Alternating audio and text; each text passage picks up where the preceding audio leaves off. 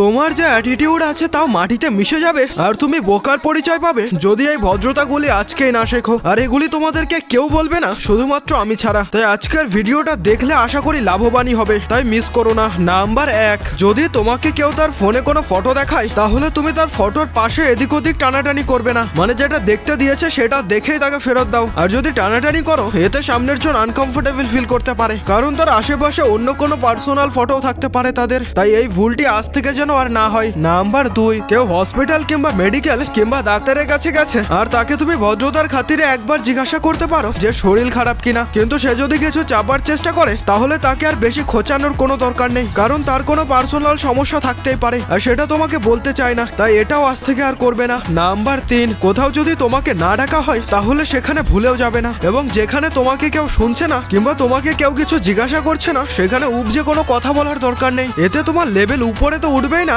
আরো নিচে নেমে যাবে। তাই এগুলি আজ থেকে খেয়াল রাখতে শুরু করো। আর হ্যাঁ, কমেন্টে শুধুমাত্র তারাই ব্লু হার্ট দিয়ে যাও যারা আমার ভিডিও একটু হলেও পছন্দ করো।